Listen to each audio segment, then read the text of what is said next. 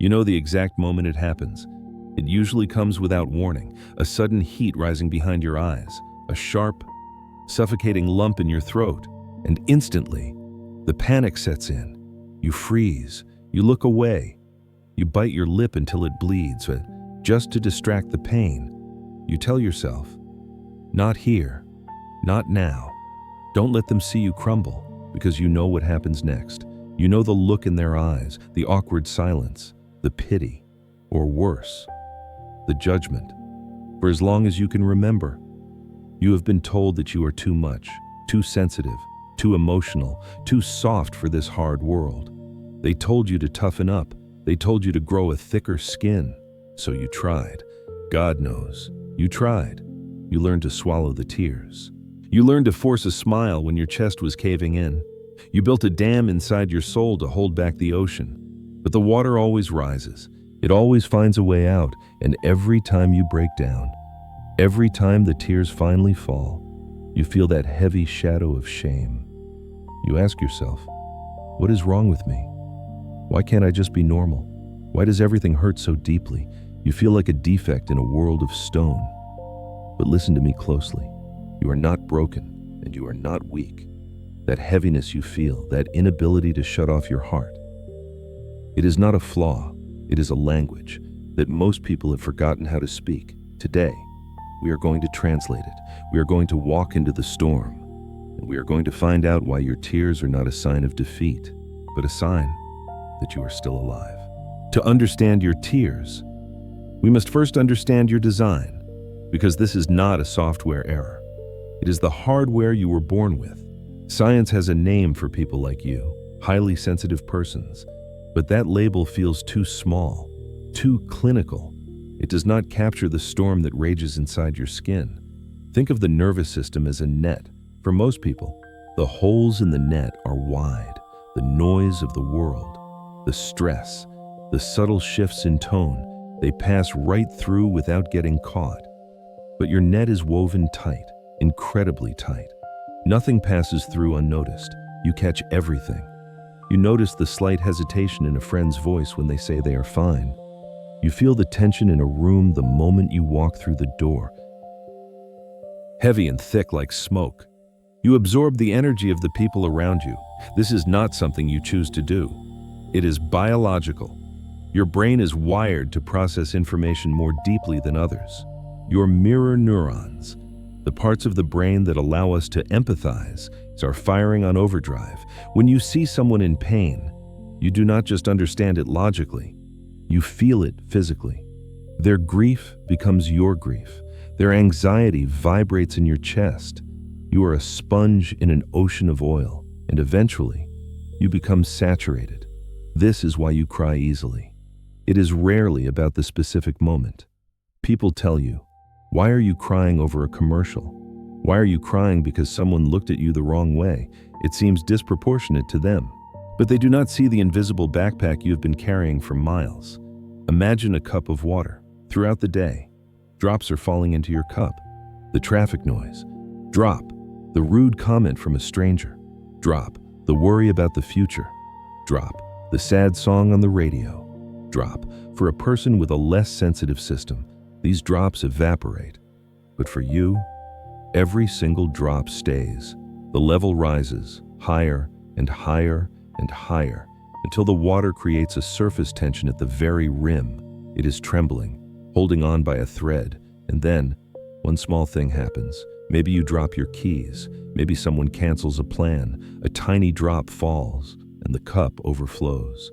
The tears come rushing out, uncontrollable, overwhelming, and the world looks at you and says, why are you crying over dropped keys? But you are not crying about the keys. You are crying because the cup was full. You are crying because of the accumulation of being alive. You are crying because you have been holding the weight of the world without setting it down.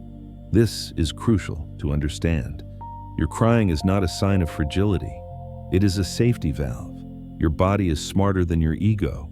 Your mind tries to be tough. Your mind says, hold it in. But your body knows that if you do not release this pressure, you will shatter. So it forces the release. It overrides your will. It opens the floodgates to save you from drowning on the inside. The tears are not the problem. The tears are the solution. They are the body's attempt to return to zero, to reset the nervous system, to wash away the cortisol and the adrenaline that is built up in your blood. You have probably felt it. That strange, exhausted peace that comes after a long cry. The storm passes, the breathing slows, and for a moment, the world is quiet again. That is not weakness, that is regulation. That is your system doing exactly what it was designed to do to keep you sane. But there is another layer to this. It is not just about pain. You cry easily because you feel beauty just as intensely as you feel sorrow. You are the person who tears up at a sunset. You weep at the swelling of a violin in an orchestra. You feel a lump in your throat when you see an old couple holding hands. Why? Because your heart has no armor. Most people walk through life wearing a suit of iron. Nothing can hurt them. But nothing can touch them either. They are numb, they are safe, but they are asleep. You are wide awake. Your heart is exposed to the elements. Yes, the wind burns. Yes, the rain stings. But you also feel the warmth of the sun in a way they never will. To feel so much that it spills out of your eyes is a testament to the depth of your soul. It means you are paying attention. It means you are not sleepwalking through your existence. So, let us stop calling it a disorder. Let us stop calling it a defect. Let us call it what it really is. Bond definition living. You are seeing the world in millions of colors while others are seeing it in gray. And yes, sometimes the colors are too bright. Sometimes the beauty is too sharp and the tragedy is too heavy. But ask yourself this. Would you really trade it? Would you really want to be numb? To look at a tragedy and feel nothing? To look at a miracle and feel nothing? I do not think so. The price of a deep soul is deep water, and you are learning how to swim.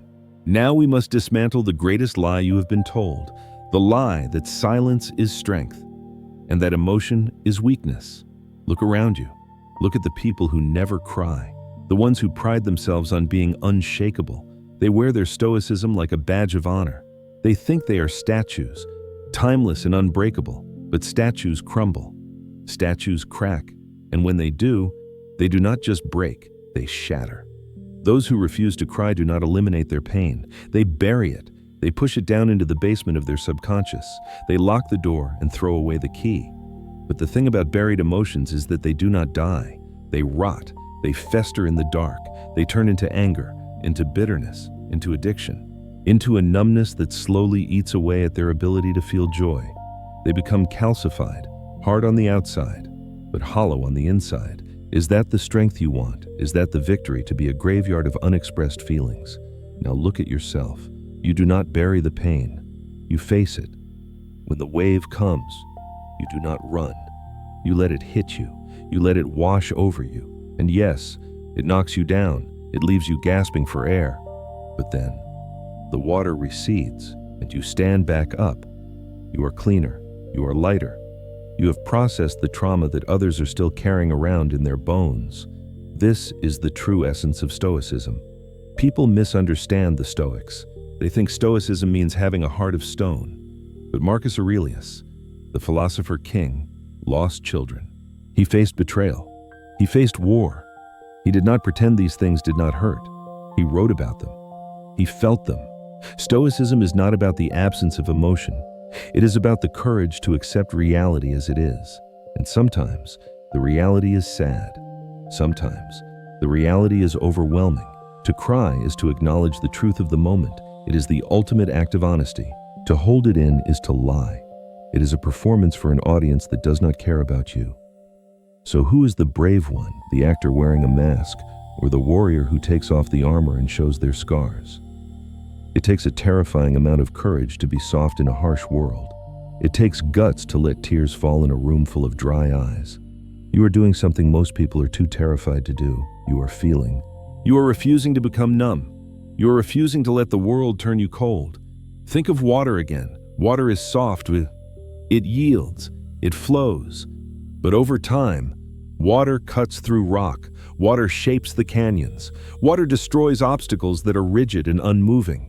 Your softness is your water. It is persistent. It is adaptable. And in the long run, it is stronger than the rock. When you cry, you are not admitting defeat. You are healing the wound so you can fight another day. You are letting the poison out so it does not kill you. So the next time the tears come, do not apologize. Do not look down. Do not hide in the bathroom stall as if you have committed a crime. Let them fall. Let them water the soil of your soul, because nothing grows on concrete, but everything grows after the rain.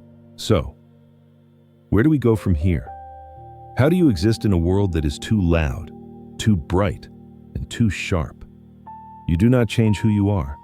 You change how you see yourself. You stop seeing your sensitivity as a burden, and you start seeing it as a compass.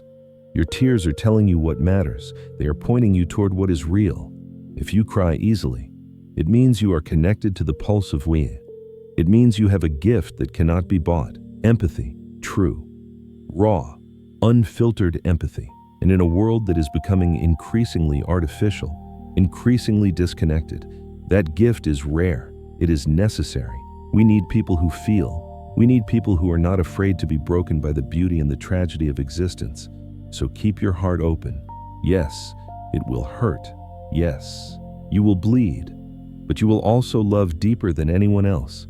You will see light in the darkness that others miss. Do not wish for a thicker skin. The world has enough stone. It needs your water. Wear your tears like diamonds.